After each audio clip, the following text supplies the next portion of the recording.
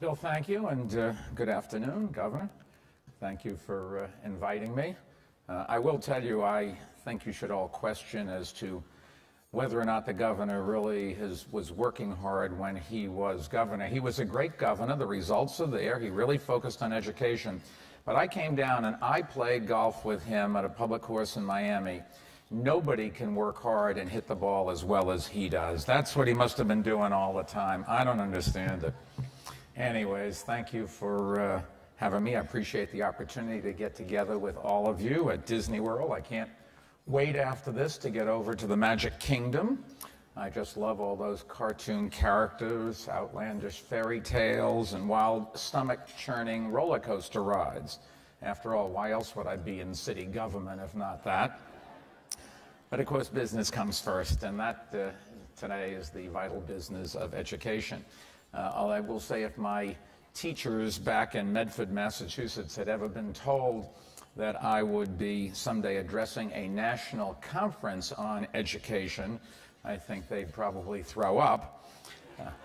They had me pegged, rightly so, as the kind of student both in K through 12 in college and in graduate school who makes the top half of the class possible.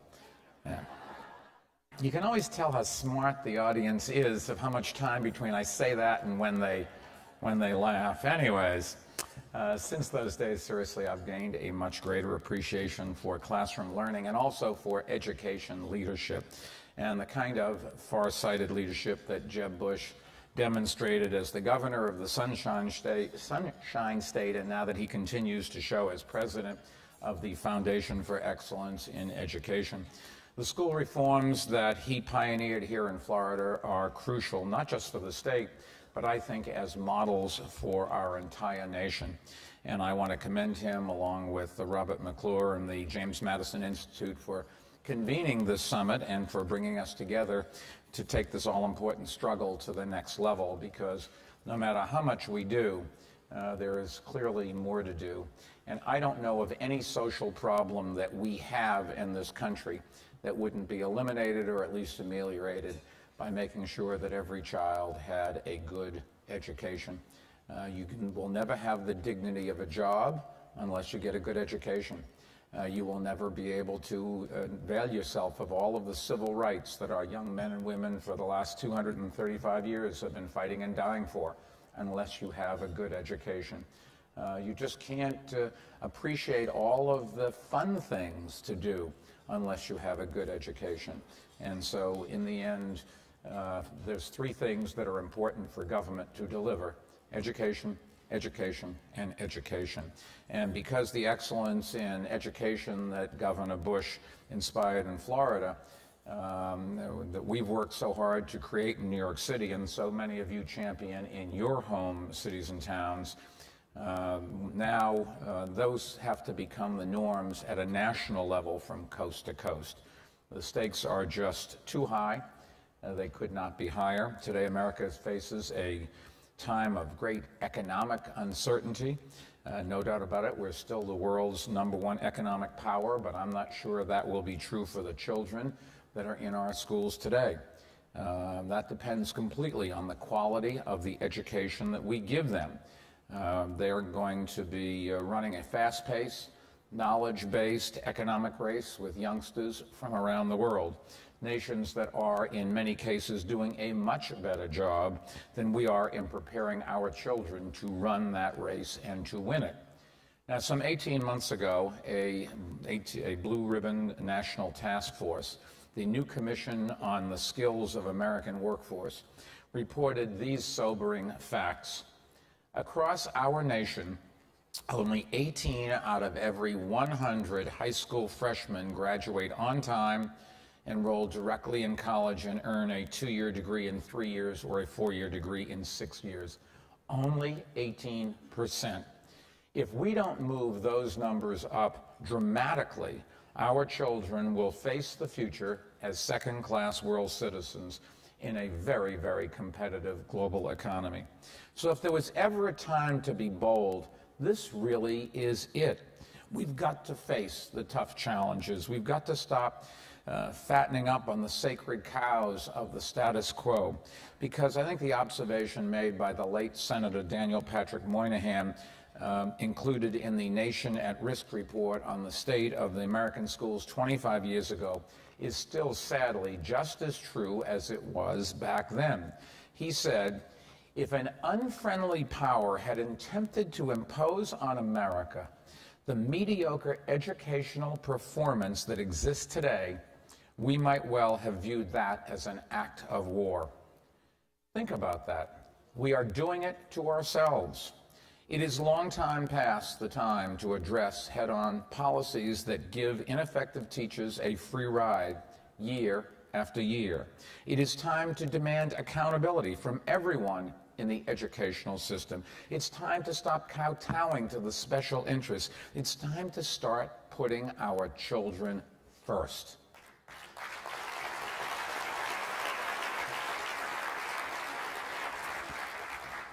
In New York City, we have spent 6 years led by, I think, the greatest chancellor New York City schools have ever had, maybe the greatest chancellor in the country, Joel Klein. He took a system. He's here today. Joel, where are you? There you are. You can always tell Joel he's 6'5" and has a lot of hair. He actually did have a full head of hair before I appointed him. But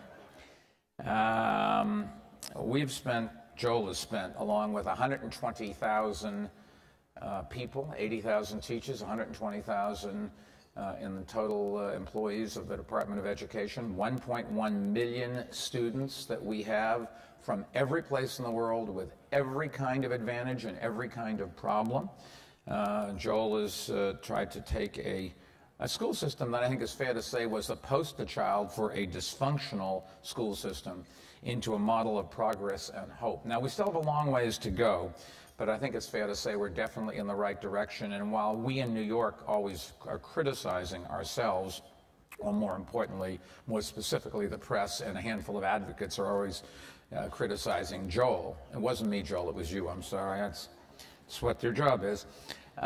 Seriously, we have become the model for how to take a failed school system and turn it around and set it in the right direction. In a couple of minutes, I'll go over some of the remarks to show you the data to just show you how far we have come in 6 short years. But first, let me just talk a little bit about how New York cities are setting the pace of change. And the key word is PACE, P-A-C-E, which is our recipe for reform. That's P plus A plus C plus E, and I'll tell you what we think those letters stand for. People, accountability, competition, and empowerment.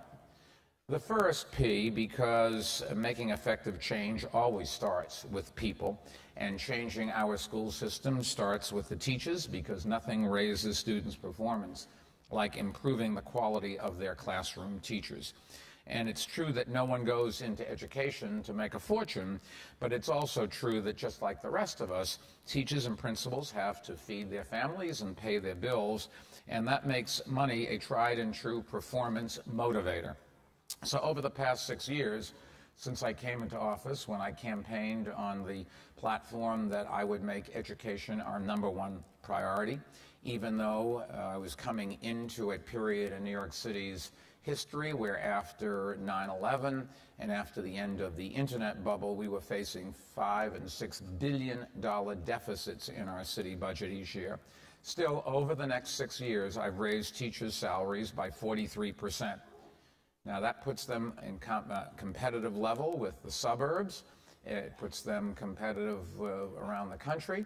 It's resulted in change where when we came into office, we had 12,000 teachers retire or quit every single year, and we could never fill those slots with qualified teachers, to today where we have about only 5,000 teachers on a base of 80,000, so it's a pretty low percentage, only 5,000 retiring or quitting each year, and we have something like 50,000 certified teachers from around the country applying for those 5,000 jobs every year. Money does matter, but I think one of the real reasons that these teachers from around the country want to come to work in the New York City public school system is that they want to be part of something that is changing, where they can go home at night and know that they have made a difference. And so our financial incentives attract and keep the best and the brightest. But the fact that they can really look back later on and say, I made a difference in this world, is what keeps them there.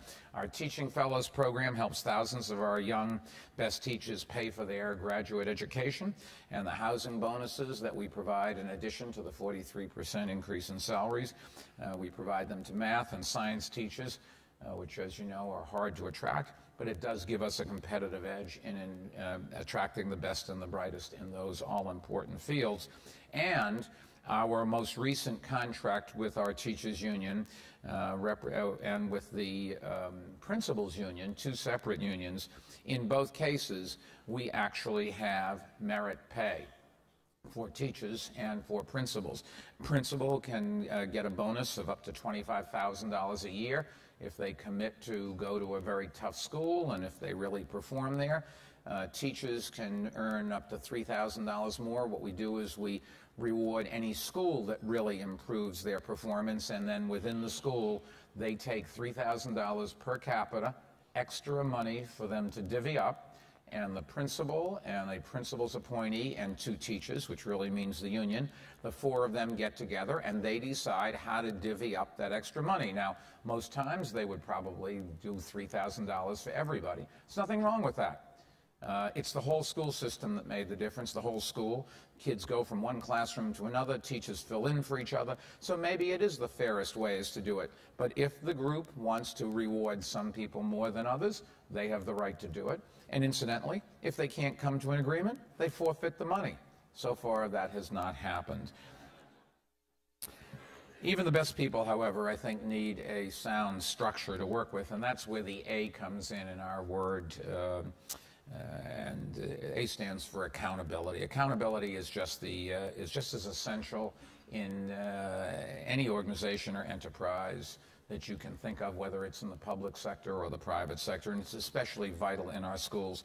Instituting accountability standards is central to the reforms of the No Child Left Behind Act, and I think it does say a lot about the independence and integrity of Senator John McCain, that at a time when the allies of the status quo have made NCLB a political punching bag, he continues to express his support for these accountability standards.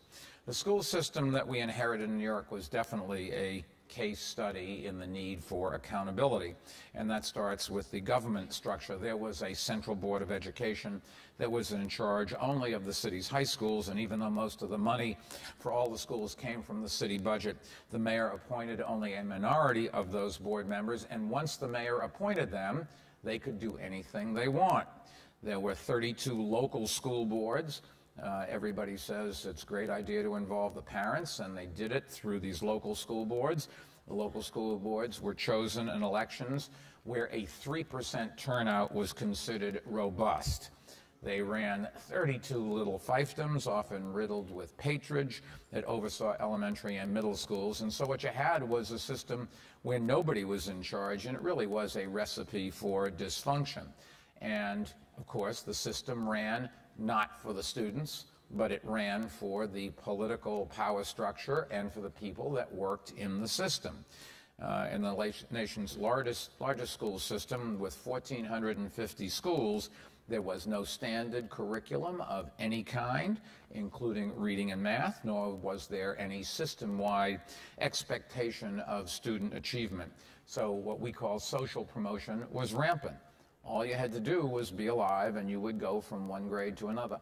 I can't think of anything you could do to hurt a student more than to take a student who can't do work at one level and move them up to a classroom where the work is going to be even at a higher level.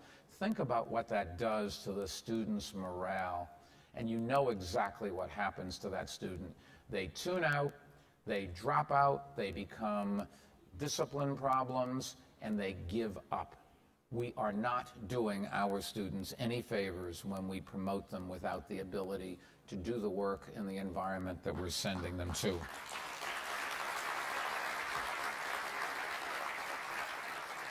I think it's fair to say that too often our schools just consign students to failure year after year. The answer with a poor student was promote them and get them out of my classroom. I don't want to have to deal with this. No longer. What we did is, thanks to Joel, we ended social promotion in the 3rd grade. And then when we did it, we had this board that had to approve it. But unlike the old school board, this board's members served at the pleasure of the person that appointed them, and the mayor appointed a majority.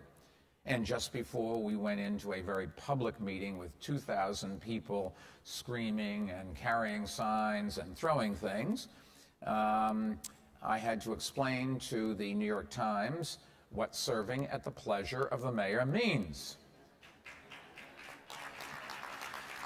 We changed 2 people half an hour before, walked in, took the vote, walked out, and they went ballistic.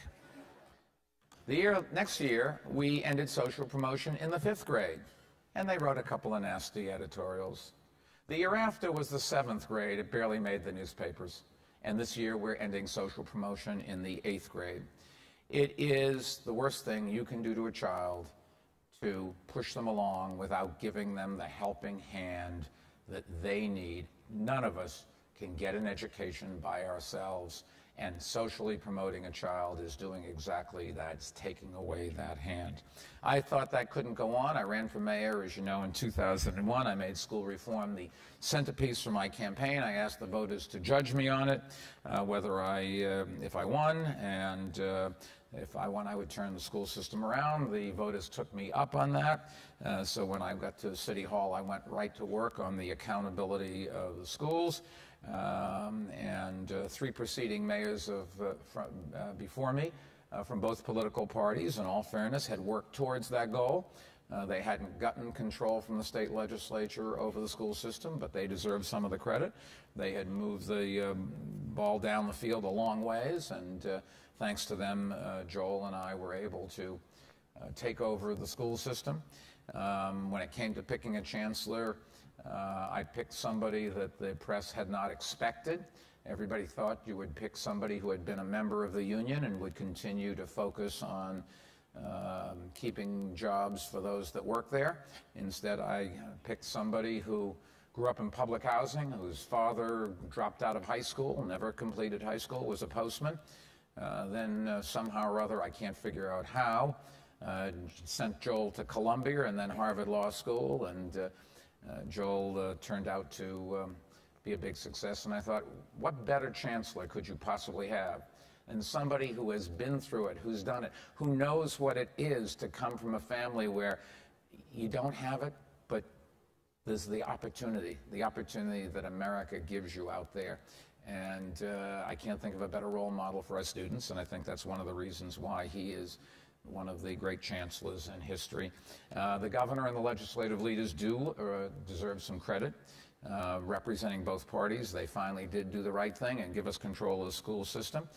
That control is up for reapproval June of '09, and the battle will be better schools for our kids versus jobs that you don't have to work very hard, that the teachers union is trying to protect, and political influence where the politicians can help you get your kid into a better school in return for campaign support. And hopefully the public will stand up and will force the legislatures to do the right thing. The era of accountability allowed us to clearly define responsibilities, expectations, set standards, and measure results. And since accountability starts at the top, I've always said, when things don't go well, here's my phone number. It used to be in the phone book until somebody on the web sent it out, and we got over 1,000 calls one night. But you can still call 311 and get your comments to me. I really do believe that they should hold me responsible. I hold Joel. He holds right down the list. Accountability is not just the administration. It's not just the teachers. It is the parents as well, and the children. And as the children move up from kindergarten towards the 12th grade, they've got to come to understand that their future is in their hands as well. I learned that we have to have data, so we're not just sitting around saying, oh, we're great, we're doing this, we're doing that. You show me the numbers. There's an old saying, in God we trust, everyone else bring data. Well, that is exactly what we do. and we've closed over 80 schools that weren't doing a good job. We have split up a bunch of schools into smaller schools where the management can focus better and where there's a different theme to attract high school students to come there. Along with the accountability comes authority, and so we started giving more authority to the principals and to the teachers. We instituted citywide standard curriculum, first in English language arts and math, and then in science. And we made one thing absolutely clear. We were not going to tolerate for 1 second violent or criminal activity in the schools that deprive a group of students of their rights. You do have a right to say what you want to say, but you don't have a right to keep somebody else from saying what they want to say. And the same thing is true in the school system. We will try to encourage every student to learn and to pay attention, try to explain to them why it's in their interest to do so. If they don't want to, there's a limit to what we can do, but they don't have a right to keep the other students from learning by being disruptive. That used to be tolerated, and we don't tolerate it anymore.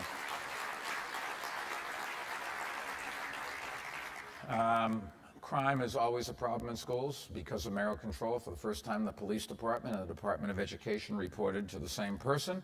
So we developed a coordinated strategy to make sure that decorum was achieved. And I think the results from that speak for themselves. Crime is down something like 25% from where it stood 5 years ago, and we are just not going to let the disorder get the upper hand ever again. The third letter is, in our acronym, is C for competition. I am, as many of you know, and Bill said, I'm a dyed-in-the-wool capitalist. It certainly worked well for me. I hope it works well for you. Thank God I got fired from Salomon Brothers after 15 years. But I spent 35 years in the private sector, first in Wall Street, then with my own company. And I appreciate how competition improves products and services and rewards innovation and weeds out failure. Unfortunately, competition, like accountability, is typically a foreign concept in the school system. We, however, have changed that big time, and to instill competition, we've dramatically increased school choice. We have, for example, made New York the most charter school-friendly city in America. When I came to office in 2002, there were fewer than 20 charter schools in the entire city. By the time I leave office 559 days from now, but who's counting? We'll be well on our way to having more than 100 charter schools. And I doubt that even that growth will put much of a dent in the huge demand for charter schools in our city, but at least it's a step in the right direction. If you want to know, are charter schools popular? I'll just give you one example. There's a charter school that was started, Harlem Success Academy, recently. It held an admissions lottery this spring. Nearly 3,600 families applied for 600 slots. 900 students put in for just 11 openings in the second grade. So with numbers like these, any defender of the status quo should stop and think about what on earth they're saying. It couldn't be more clear. Parents and students want choice, and they want change. And I'm a big believer in the vast bulk of our schools that are public schools and operate under the union contract and have the standard curriculum. But charter schools provide an alternative. They provide competition. And when you have competition, the consumer always wins.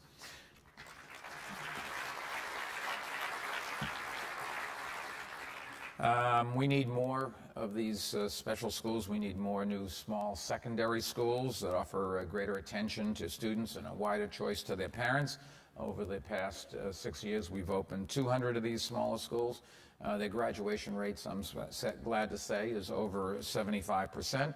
That is 40 points higher than the graduation rates of the large, traditionally structured high schools that they replaced. The evidence is clear. Everybody's winning, and no matter what your aspirations are, whether it is to go to college or go to work, you have to have at least a high school diploma if you're going to do it. You cannot get a job in New York City's sanitation department unless you have a high school diploma. We have raised the standards in every single one of our uniformed services, the entry level. It is because we want better employees who can understand the jobs, which are getting more complex, and use the technology, which they have to use. But also, it sends a message to everybody out there. if you don't get a high school diploma, the opportunities are so limited. And the final letter, E, is for empowerment. In the old days, lines of educational authority were so hazy that the real power was exercised by the bureaucrats and special interests who really knew how to scam the system. Those days are over, and they're mostly over because we've empowered the people that matter the most, as I said before, the principals, the teachers, and the parents. And we've taken decision-making power out of the hands of bureaucrats and put it in the hands of the principals, which means putting principals in the driver's seat when it comes to deciding what teacher training and other services their schools need and their students need. We've backed up this with a new funding formula that for the first time gives every school in the city a fair budget deal from City Hall. When I came into office, it turned out that those schools with the greatest pedagogical problems, typically in very poor neighborhoods, were underfunded by 20 or 30% compared to those schools where all the kids came from the Norman Rockwell families and there was a lot of support at home. Why? Well, the answer is obvious, because the elected officials who were looking for support really reacted. Those who knew how to get somebody elected and support them got money for their schools, and those families that just didn't know how to push the system did not get it. We have, I'm pleased to say, basically equalized all of the funding for schools per capita. There are some minor adjustments. We're always arguing with the state legislature that wants to get involved. But for the first time, every principal has the same amount of money to take and can use it the way they think their school, with their student body, their group of teachers, their physical facilities, their views on education. They can use it the way they think that's appropriate. And bringing the decision-making down to the local level really lets you provide the kind of services that we want. We've also, at the same time, incidentally, because it's good politics and because it makes an awful lot of sense, downsized our bureaucracy by something like $350 million in our school budget. We've moved that money into the classroom where we think it belongs. We've extended, incidentally, the concept of empowerment to the classroom, too.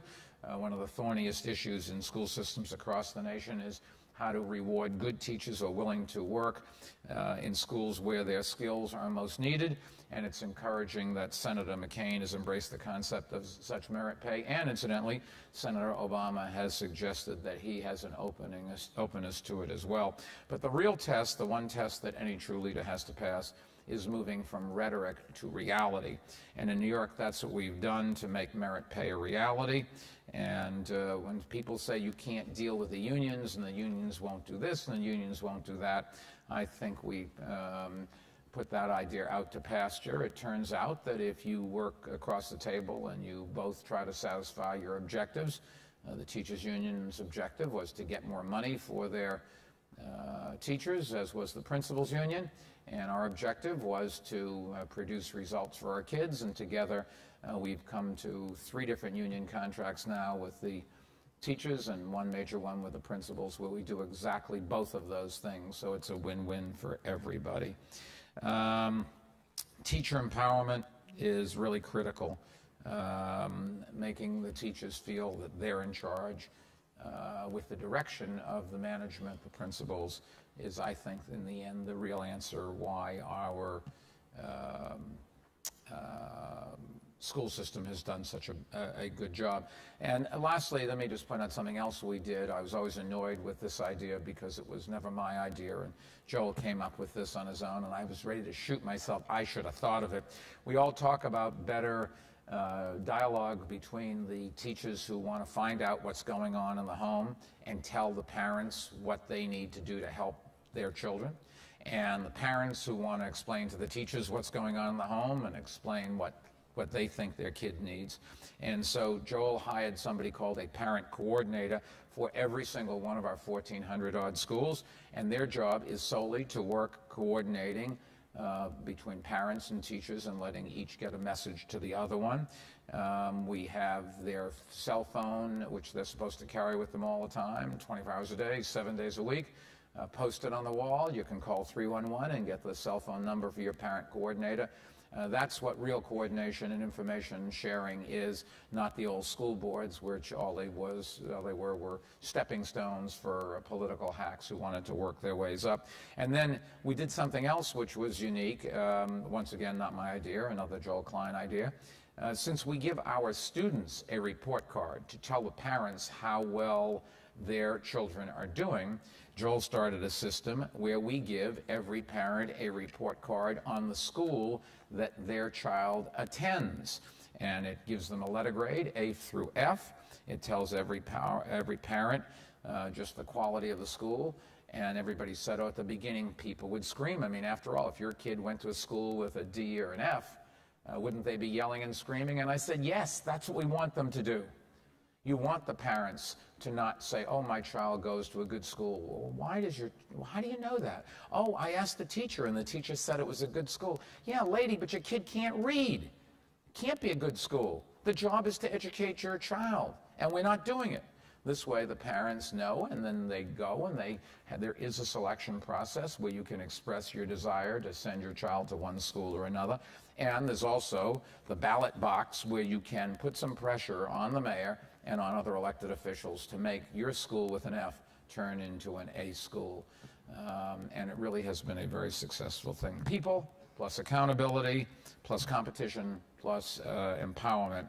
And I think it adds up to results. And I said about trusting data. Let me just give you, I promised, a few numbers as to, in conclusion, how we've done in our school system. In 2002, when we came into office, fewer than 40% of the students in grades 3 through 8 were working at or above grade level standards in English, language arts, and in math. Fewer than 40%.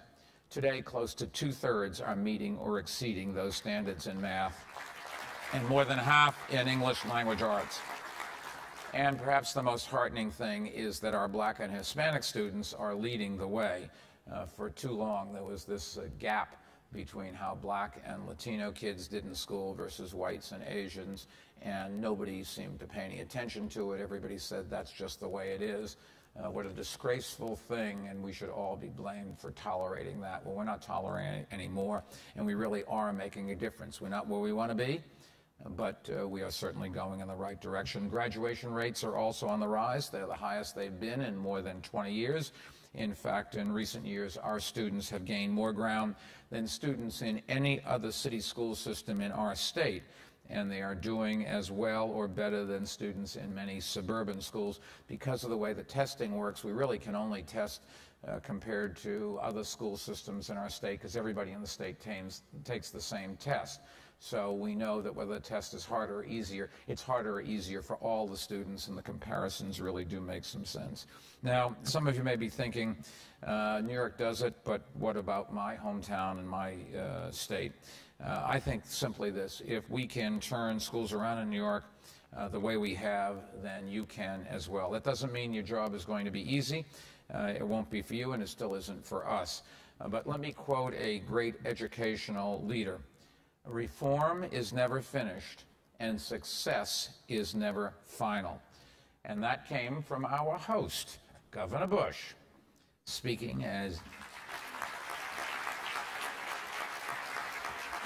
Jeb, as usual, hit the nail right on the head, and so has our Chancellor, Joel Klein, who last week helped launch a new national campaign, the Educational Equality Project, that is designed to put school reform front and center in this year's presidential election. And I say more power to them, because both major candidates of both parties must address this ringing indictment included in the Educational Equity Project, the statement of principles. And let me just quote that. Despite the urgency of the need and the righteousness of the cause, public education today remains mired in a status quo that not only ill serves most poor children, but shows little prospect of meaningful improvement. The definition of insanity is doing the same thing over and over and then expecting a different result. That is the trap we must avoid, or risk losing another generation of our children. No, reform is never finished and success is never final, but in this case, in fighting to save the next generation of our children, success just happens to be vital. Whatever your role in this struggle, and wherever you're returning to after this conference ends, may your efforts to win that fight be crowned with success. Everybody in this room, everybody in this country has a responsibility to help students, whether they're in their district or their kids, whether they're in their state or not. We are all going to be living in a country where the product of our educational system from every state and every city, every school district, gets an equal vote. These are the people who are going to take care of us when we're old and infirm. These are the people who are going to make the decisions as to how this country competes and stays the land of the free and the home of the brave. We all have a responsibility. May God bless you all, and thank you for having me.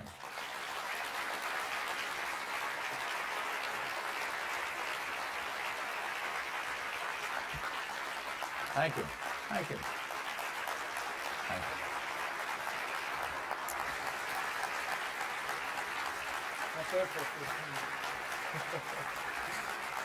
We have time for a couple questions.